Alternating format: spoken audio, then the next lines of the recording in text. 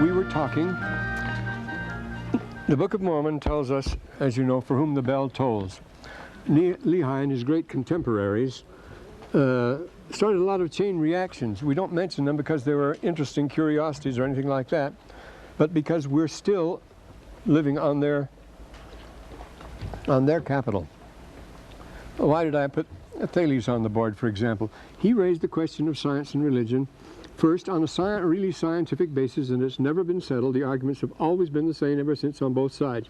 Remember, Thales predicted the eclipse in 858, and his mother was a Phoenician. He's supposed to be in the family of Cadmus. They migrated and settled Thebes. This is in prehistoric times. But you know, Cadmus is the person who's supposed to have brought the phonetic alphabet to Greece. The Greek alphabet's derived from the phonetic alphabet, the Phoenician alphabet, phonetic indeed, it was. From the Phoenician alphabet, the name Cadmus means the man of the east, Kedem. You see the man of the east in Hebrew, Arabic, anything like that. He's the man who comes from the east with the wisdom of Kedem. But a descendant of his was Thales, and they moved to Miletus, and he's the first of the Miletian school. He is called the first philosopher, the first person who actually thought by himself entirely, ruling everything else out. And this is very important because, well, the Miletian school which he began, Miletus, a colony, well, the last Heraclitus was he who was Ephesus, a nearby city. These were the cities of Asia Minor, settled by people who'd been uprooted, who left the graves of their fathers, and their old cultures had more or less cracked up. And they were engaged, as we saw, in mercenary works and in trade and also in philosophy and thinking for themselves. So the Miletian school starts out on the basis of there is a God, but we can't use him in our calculations. We can't bring him into the laboratory. We can't weigh or measure anything about him. And so let's see how far we can get without him. Let's see how. And so they became the first physicists, the physis. They first studied the physis. The physis, of course, is the physical, the tangible cosmos, the order of things in the physis.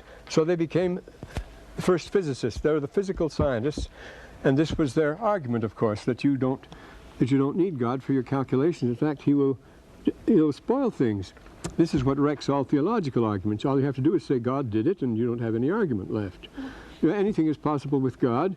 There's no argument after that, and it's absurd to go on arguing about it, though they do all the time.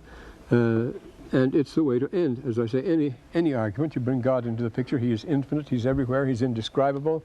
You can't say anything about him without insulting him, because he's so far from your comprehension, and yet he can do anything. And anytime you want to explain anything, you just say God. Well, these people didn't find that satisfying. They say, well, we can assume that God exists, let that go, but let's see how far we can go with our own experiments in weighing and measuring. So they became physicists. And as they soon discover, if God is unnecessary in your calculations, he soon becomes a nuisance if you start bringing him in. And if he's a nuisance, he becomes an obstacle.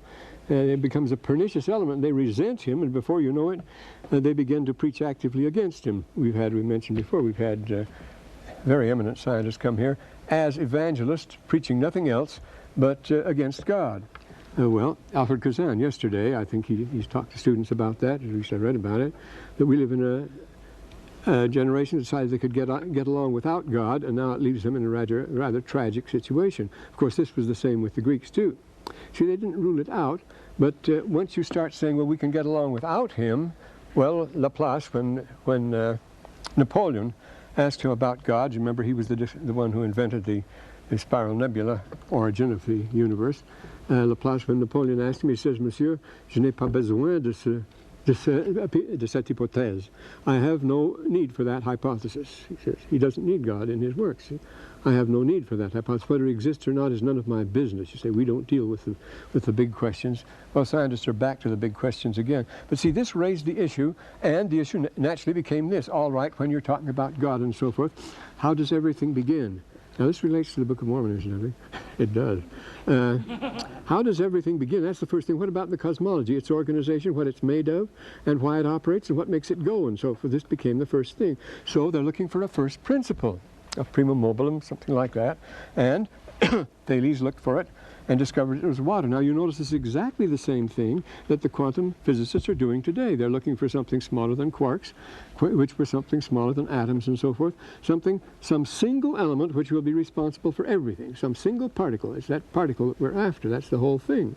And that's exactly what they were looking for.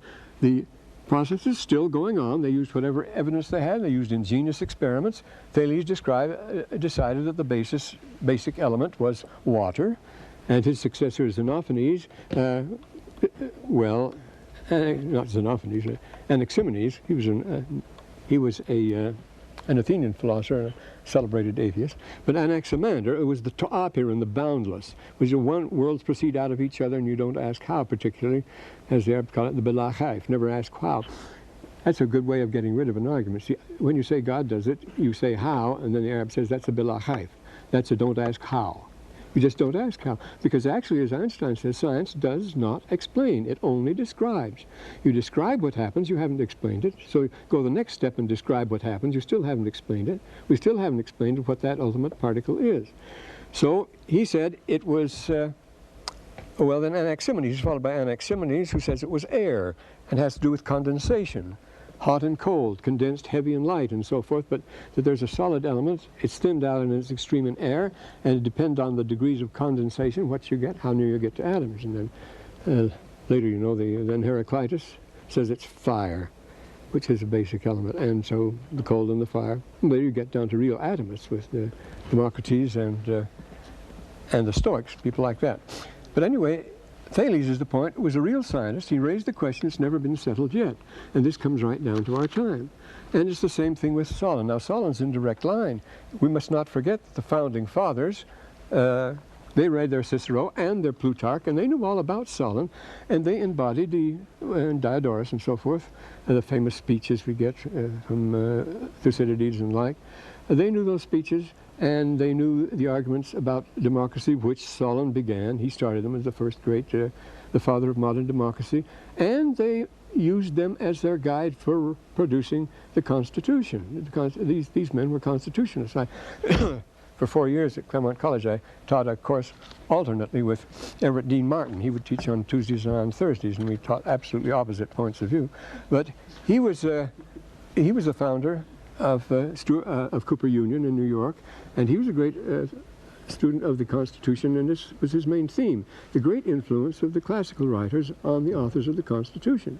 So Solon comes right down to us. He was the first and greatest of the administrators. So as we say, we call a senator, it's easy to spell out in the headlines, a Solon, which of course is not without irony.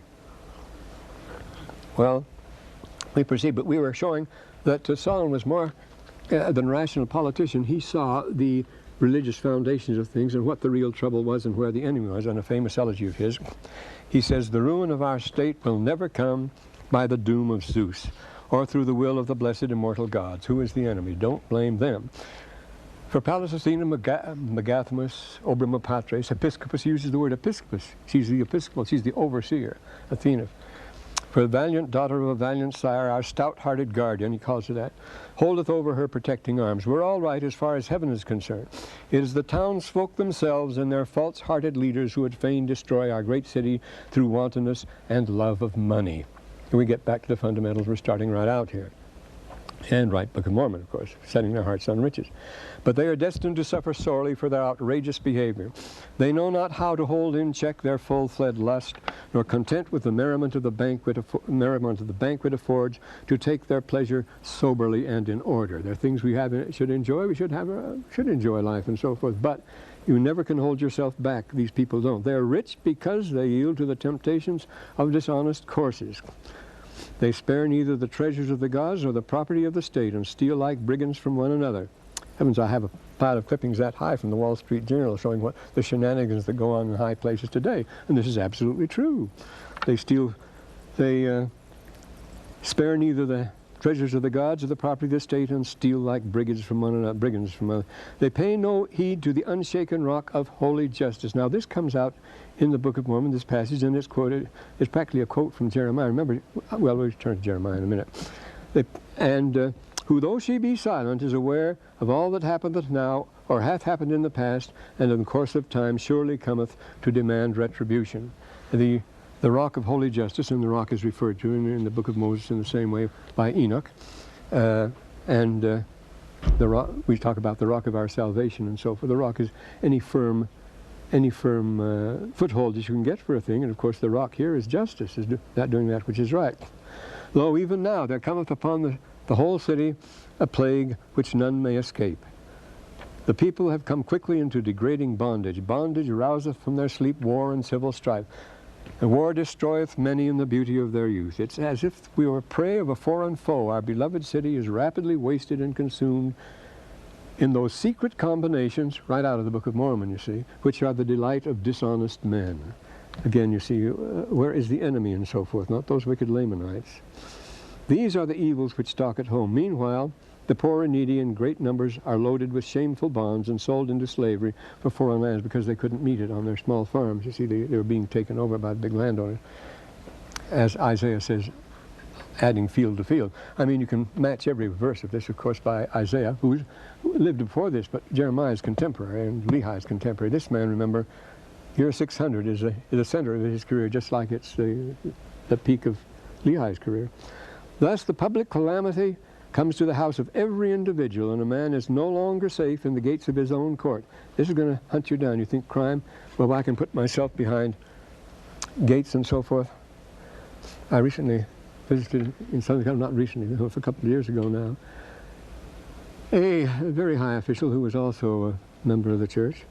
He couldn't get into his own house without presenting a special card at the electrified gate opener, electronic gate opener. The place was patrolled by Doberman pinchers and by searchlights, and he had to have bodyguards all the time just because he'd been so very, very successful. Well, that's the way to live in a prison, isn't it, as far as that goes? But thus public calamity come on every individual, and a man is no longer safe within the gates of his own court, which refuse him their protection. It leapeth over the garden wall, however high it be, and surely findeth him out, though he run and hide himself in the inmost corner of his chamber. Again, this is the language of the prophets of Israel. I mean, they use these very same terms, these very same images and so forth, but it's literally true. It'll trace you. You can't get away from it. Well, of course, it's also primetime TV, you know, where we're taken to the boudoirs of the mighty and so forth and see the shenanigans that go on there, usually ending in somebody getting shot.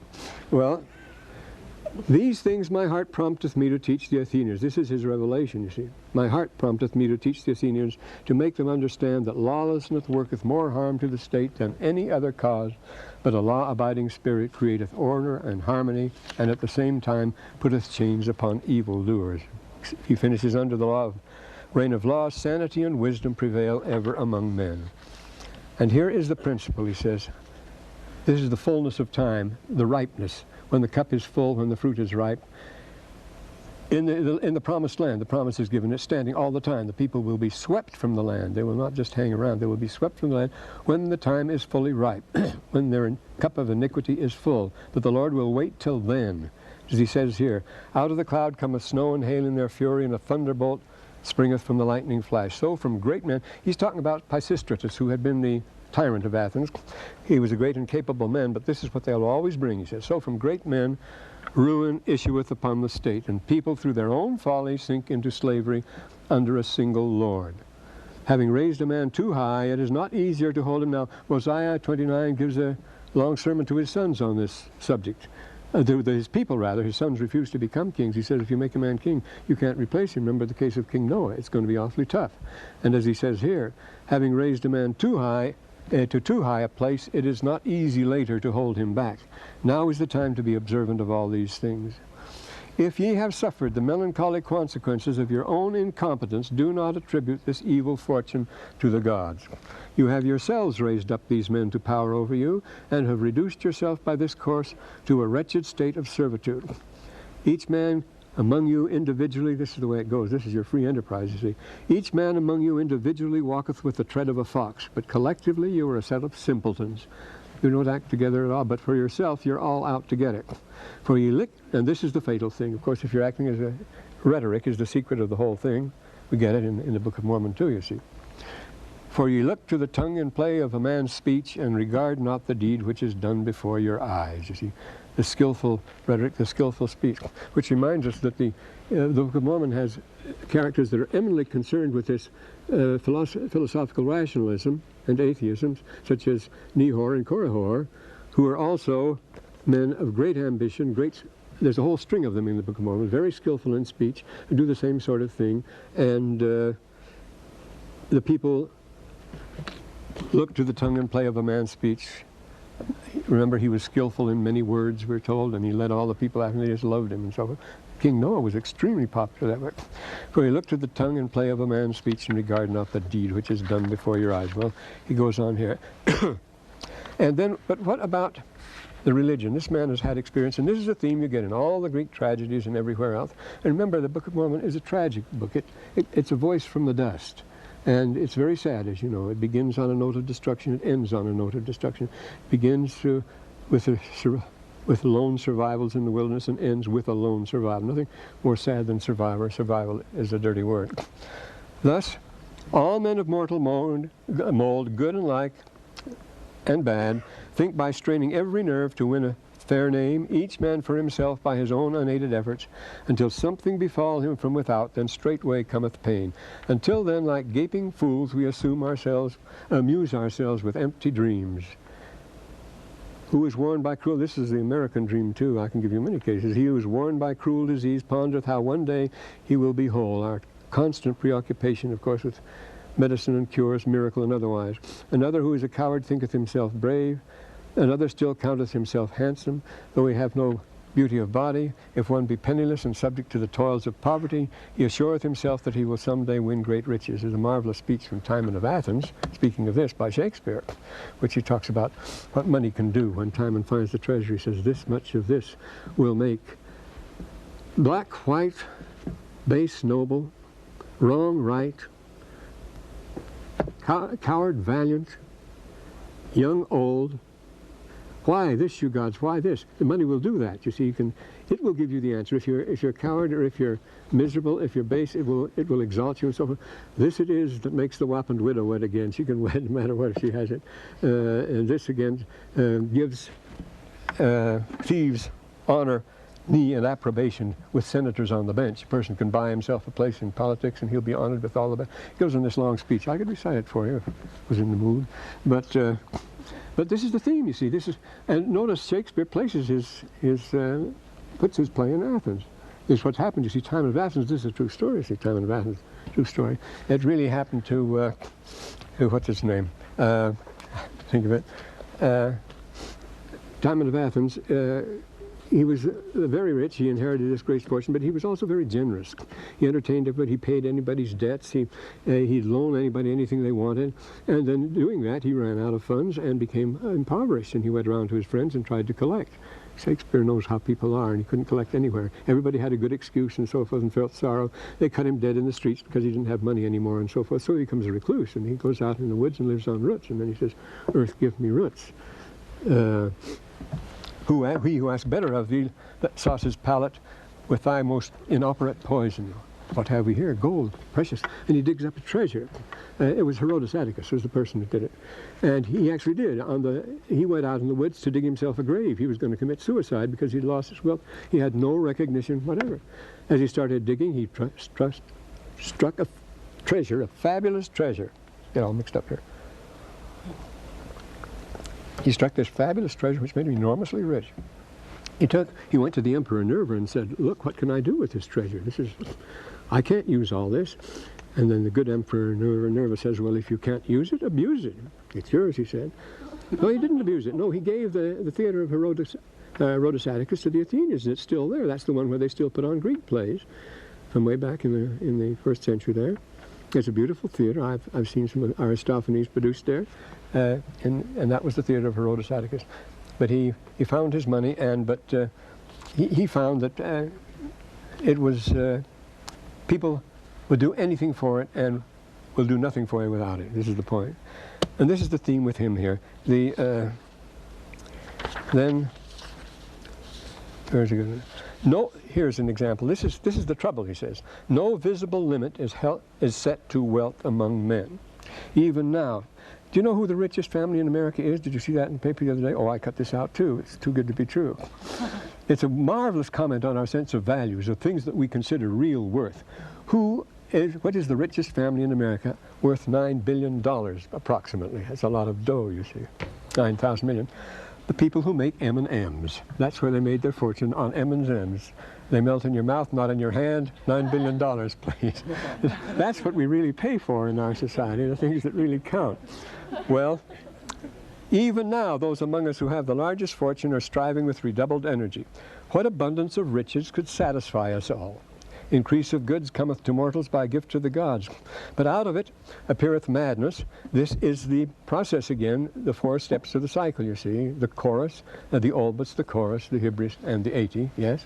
I'm sorry, what book are you reading out of? Oh, this is, it's not in the library. This is by Professor Linforth, from whom I say he was an eminent Hellenist. I had a number to do some name dropping.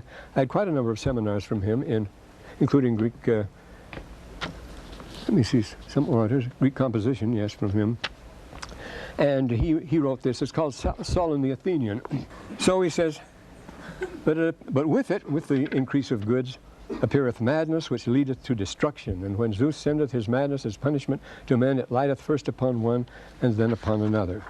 And then here is the typical Greek statement, right out of the Greek tragedy, where we say something like, it's as Sophocles say, O genes anthropon, osas isos kaito me then, and arithmo. O human race, how I calculate you to be equal to exactly nothing, he says. And that's what he says here. Perfect bliss, a state of mind denied to mortal men. Wretched are all they upon whom the sun looks down. That's what we learn. You see, nobody is completely happy in this life. Ala poneroi pantes hosus thnetus e elios kathara. Miserable, poneroi. He says, wretched, good's a good word, you see, are all those upon whom the sun looks down. Well, where does religion come in here, and how does it help him? Well, his personal life and so forth. These are other things. I think of the beginning, what we have from his most famous line, well, we mentioned that before. Well, let's go on to somebody that's going to tell the same story exactly, but should be required reading for anyone who intends to study the Book of Mormon. This is absolute. If we put nothing else on the reading list, this is number 1, 2, 3, 4, and 5, and of course it's Jeremiah. If you read in 1 Nephi 7 and 14, Jeremiah could only have been a close personal friend of Lehi. He says here, they've driven him out. Let's see 7:14 here.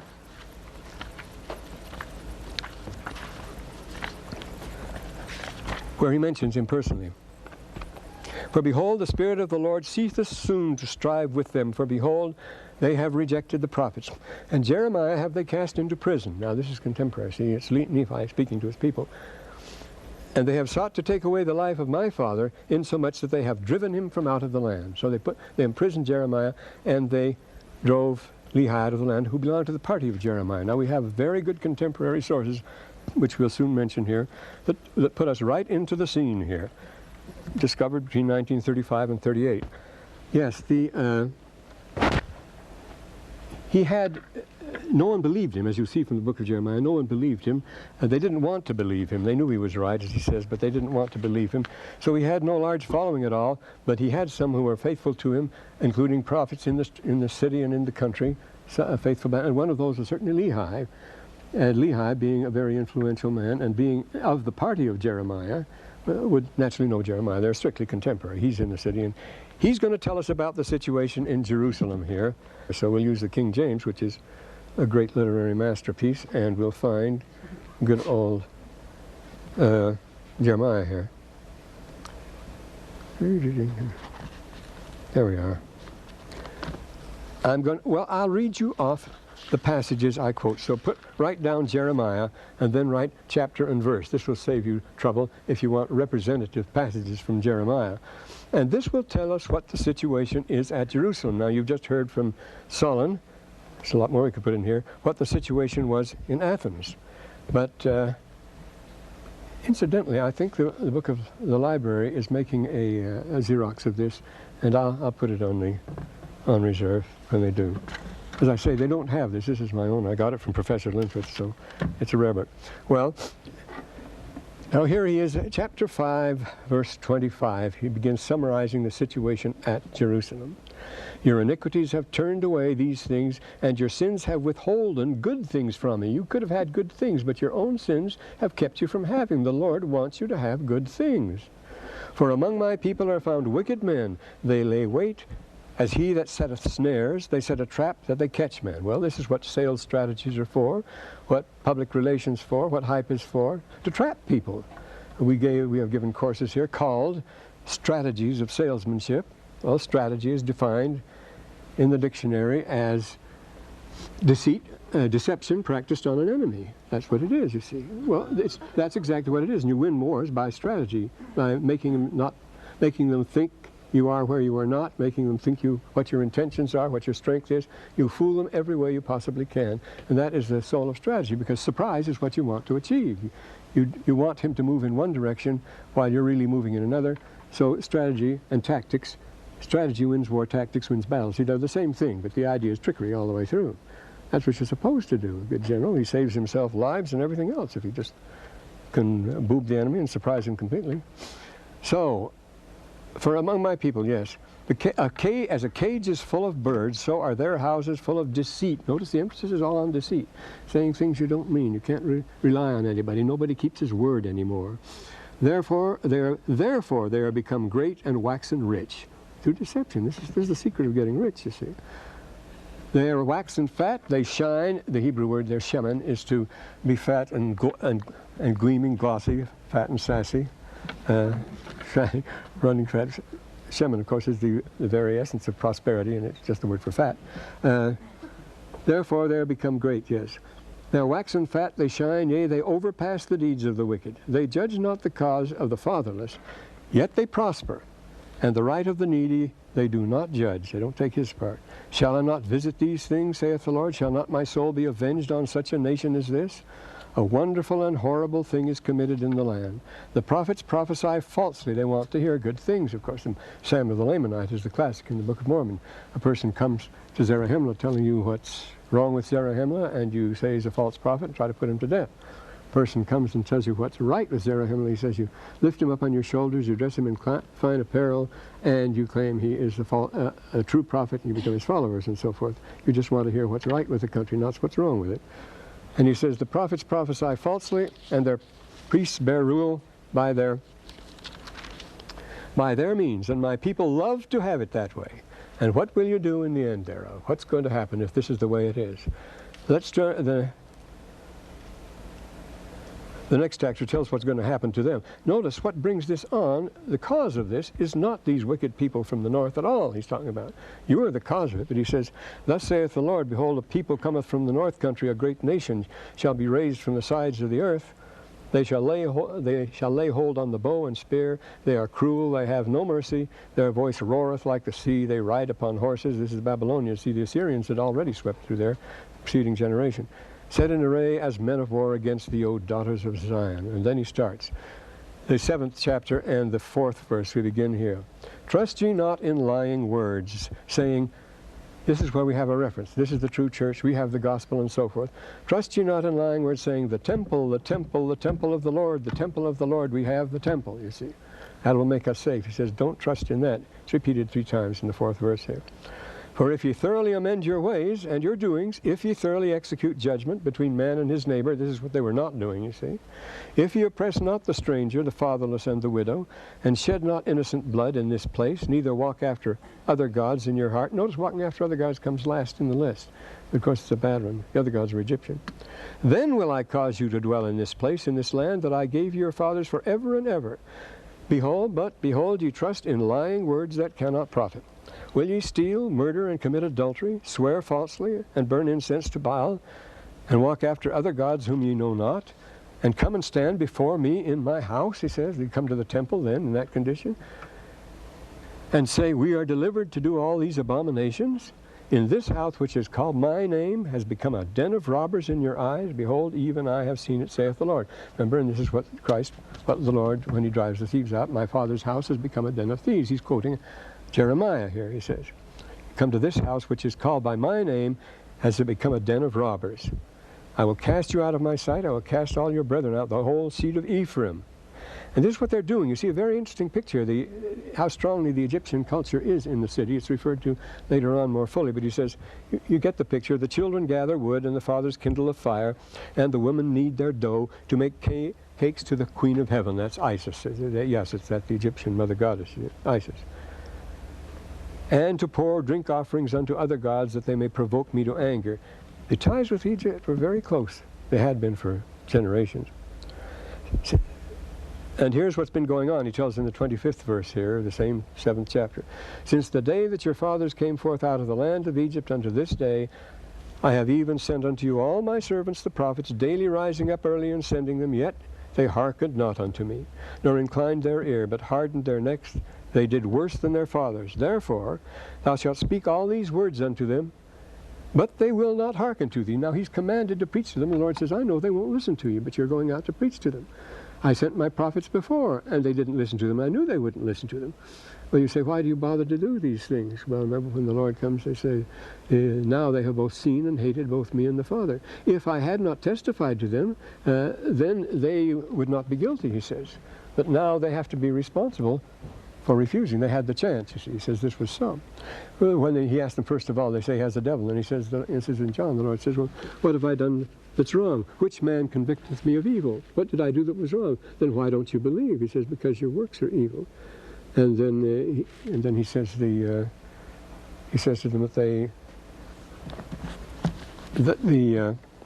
that he's come to bear, and he sends the apostles out to preach the same way, to bear witnesses to him. He says that they may be without excuse. That's the word he uses. This leaves them without excuse. You see, if we didn't send the prophets, then the people would have excuse. Well, we never had a chance. We never heard anything like that. He says, but I sent the prophets continually, and you paid no attention to them, so I'm continuing to send them too. This isn't fatalism or anything like that. The Lord knows they're not going to receive it, as far as this goes. Yet they hearken not unto you, nor incline there. Therefore thou shalt speak all these words unto them, but they will not hearken unto thee. Thou shalt also call unto them, but they will not answer thee. It's a futile mission he's on, but it's a very important mission. Even when we send missionaries out, you see, as far as that goes, we don't expect them to convert everybody. And then, in the 9th chapter, he wishes that he was out of it all. So this is the Rechabite principle. You see, he's going to refer to Rechabites later on. This is the Rechabite principle. Get out of it, escape it, go to the desert, be by yourself. This has happened from the very beginning. This always happens in the Near East, where the desert begins right at the city wall. You can always get away from it. The only problem is how are you going to live once you're out there, you see. And so the hermits become men of extreme austerity of life, living, as John the Baptist did, on locusts and wild honey. And the locusts are real locusts. They really eat them, you know. They're the big locusts, and they're nourishing. They have protein in them. And he had the wild honey. This was John. Well, what else was there to eat if you know what the Jordan is like? Oh, that I had a wilderness, a lodging place, said Jeremiah, place of wayfaring men, that I might leave my people and go from them, for there shall be all adulterers, all an assembly of treacherous men. And they bend their tongues like the bow for lies, but they are not valiant for the truth upon the earth. For they proceed from evil to evil, and they know not me, saith the Lord. Take heed every one of his neighbor, and ye trust not. Everyone is beware. The word is beware, is the word they look for from Ra. Take ye heed every man of his neighbor, and trust not in any brother, for every brother will utterly supplant, and every neighbor will walk with slanders. Your brother, your neighbor, don't trust anybody. That's the principle. He says, you don't, so I've got to get out of here. He says, this is too much, can't take it. Well, you can't trust anybody anymore. What's the point of going on? And they will deceive everyone his neighbor, and will not speak the truth. They have taught their tongue to speak lies, and weary themselves to commit iniquity. Thine habitation is the midst of deceit, though through deceit they refuse to know me. Notice it's deceit, lies and sighs. It's Madison Avenue right down the line, isn't it? Their tongue is as an arrow shot out. It speaketh deceit. One speaketh peaceably to his neighbor with his mouth, but in his heart he layeth in wait. You see, you bring him on and so forth. No, this is what happens. And this is, well, let's look at here at the first section of Doctrine and Covenants. The same thing here, because he uses this expression there. Well, remember Solon, where you couldn't escape it? It comes into your bedroom and so forth. Here he says, the 21st verse in the 9th chapter, "For death is come unto your windows, it is entered into your palaces, to cut off the children from without and the young men from the streets. Into your windows and your palaces, you can't shut it out." And he goes on, "Thus saith the Lord, let not," these are the 3 things men are after now. There are 4 things the Book of Mormon keeps telling us that everyone is after. Nephi, first Nephi says it, and the younger Nephi prophet says the very same thing. The 4 things everybody seeks for in the Book of Mormon are wealth, power, popularity, and the lusts of the flesh. Plenty of sex. See, all the rest of it. You see. So those are the things we want: the power, the gain. And after all, these are the basic fundamental plot of the shore selling, TV prime time, as I say. And it isn't interesting how many authors it took to produce that glorious plot and its glorious developments and ramifications. 9,200 writers struck in Southern California in this terrible strike. It took 9,200 geniuses to write these old repetitious threadbare plots going on. The industry ground to a halt when the 9,200 decided not to write any. I think 2 good writers could have handled it pretty well. No, but it had to be 9,200. What commentaries on our culture we get here. This is Lehi's world, this is Jeremiah's, this is Solon's world. And there are these very developed worlds when everything, notice, relatively peaceful at the time, everything just cooking. The great tension between Egypt, you see, between Egypt in the east, in the west rather, in which Israel's putting its trust, and in Babylon in the east, the great Asiatic power. "And thus saith the Lord, let not the wise man glory in his wisdom," the clever guy, "neither let the mighty man glory in his might. Let not the rich man glory in his riches." And now what a change of tone, how suddenly everything cools off and becomes utterly delicious. What a contrast when he says, "But let him that glorieth glory in this, that he understandeth and knoweth me, that I am the Lord, which exerciseth loving kindness, judgment and righteousness in the earth. For in these things I delight, saith the Lord." Don't delight in those things. If you realize the Lord is there again, this takes us back to Hosea 4:11. Just remember your own nothingness and the greatness and goodness of God, and then you will always rejoice. There's nothing to worry about. But this keeps everything churned up. If people are after the power and the gain and the celebrity, and then what you do, as he says, if you glory in the Lord, who exercising loving kindness, Rahman Rahim. Remember the opening passage of the Quran. Alhamdulillah, Rahman Rahim, Malaka Yamadin, Iyaka Na'budu, and so forth. He's Rahman Rahim. Rahman means gentle, Rahim means holding back. He is La Billahi Rahman Rahim. There is no power, there is no might except God. He has all the power, and yet he doesn't use it. He holds back. He is loving, kind, he withholds all the time. And this reflects itself in the bloody, absolutely murderous disposition of so many Muslims against each other. Well, and Christians just as bad. But this is what the Lord is, and this is the world of Jeremiah. Let me see now. Then we can go on. Let's see. We get some good ones here. And notice when they fast. Well, this is 14 and 12.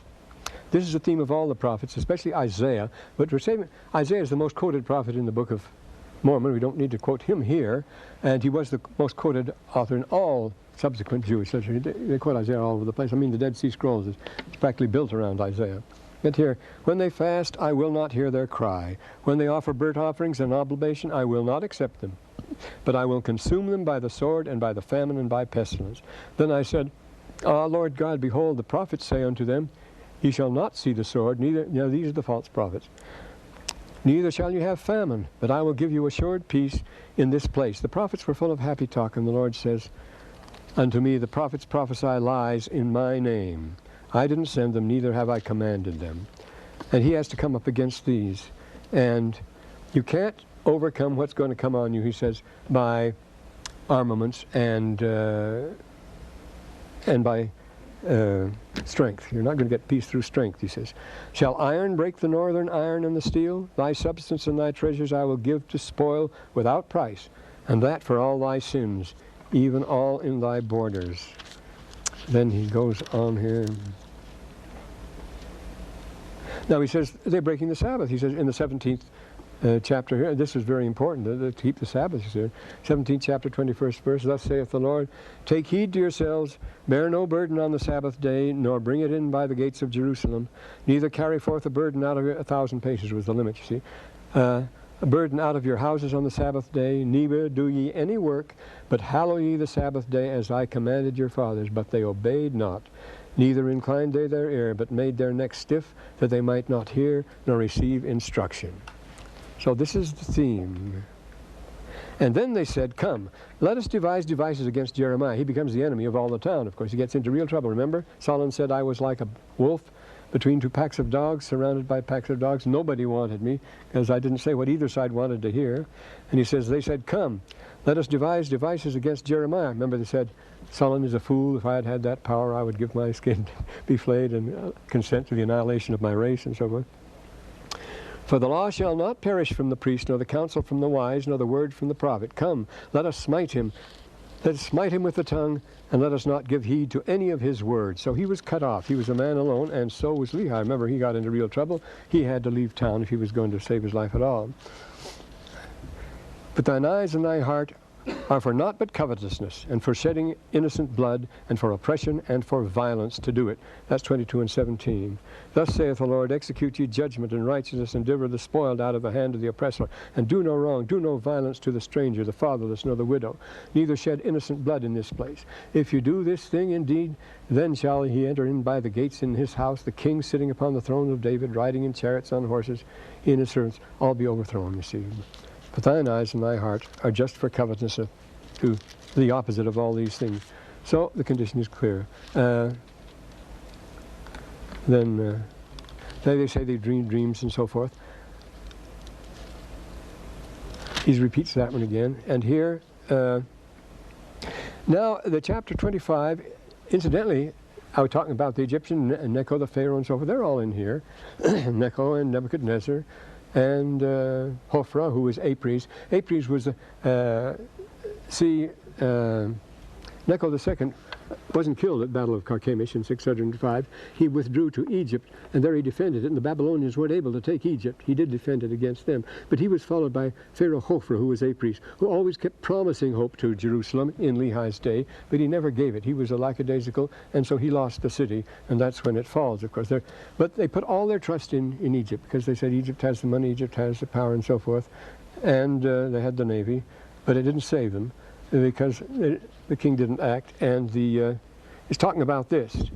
Jerusalem and the cities of Jerusalem, Pharaoh and the king of Egypt and his servants and all his people, and all the mingled people and all the kings of the lands of Uz and all of the land of the Philistines, and Ashkelon and Azah, these are Phoenician settlers too, and Azah and Ekron and a remnant of Ashdod, and Edom, that's way south in Arabia, and Moab, that is where Ammon is today, that's Jordan, and Moab and the children of Ammon. See, it's very interesting that the capital of Jordan is still Ammon, you see, and the city of Ammon, and the Ammon, we call it, and Ammon is by far the commonest name in the Book of Mormon, because Ammon is the god of the empire. His name was everywhere at this time.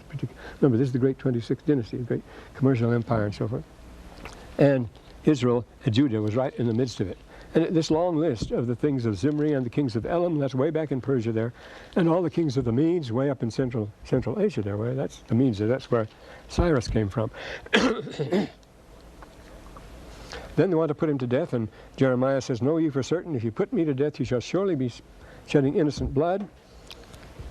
And then the princes and all the people said to the priests and to the prophets, this man is not worthy to die, for he has spoken us in the name of the Lord our God.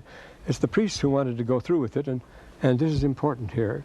And because this is the historical part that has been now supported so well by the Lachish letters, through which we'll have to refer to them the next time. This chapter 26 is very good historically. It puts us into the local scene and the Book of Mormon scene as Lehi describes. Lehi gives the most vivid description of all of the actual situation, the state of mind, everything else in Jerusalem at the time. This gives us the international affairs, and it gives us the moral condition of the city and so forth. But it doesn't tell us about the tension, the particular parties, the differences in families and so forth that you find in the Book of Mormon. I spake also to Zedekiah, king of Judah, according to all these words, saying, bring your necks under the yoke of king of Babylon and serve him, and you won't have any trouble. You'll be all right. You will. Why will you die, and thy people by the sword and by famine? If you just knuckle under to Babylon, it'll be for 70 years, and that'll be all right. Meantime, you shall not serve the king of Babylon. The prophets say that. They're just prophesying lies. See, it was the Egyptian party against the Babylonian party. And it came to pass, the 28th, here's Book of Mormon here, and the 28th chapter begins this way. Came to pass in the same year, in the beginning of the reign of King Zedekiah, king of Judah, in the 4th year and in the 5th month, that Hananiah, the son of Azur. Now, Hananiah is the false prophet, and he has a debate with Jeremiah. Hananiah is wrong, and Jeremiah is right, of course, but they won't listen to him. And he promises within 2 full years, this is what Hananiah promises. Hananiah is a good name for him. It means happy talk, happy man. Hananiah is to be healthy, to be happy, to be contented with everything. So Hananiah is... she says, within 2 full years I will bring again to this place all the vessels of the Lord's house that Nebuchadnezzar, king of Babel, took away from this place and carried them to Babylon. See, in 597, before, this is a long time before, Nebuchadnezzar had taken the city before.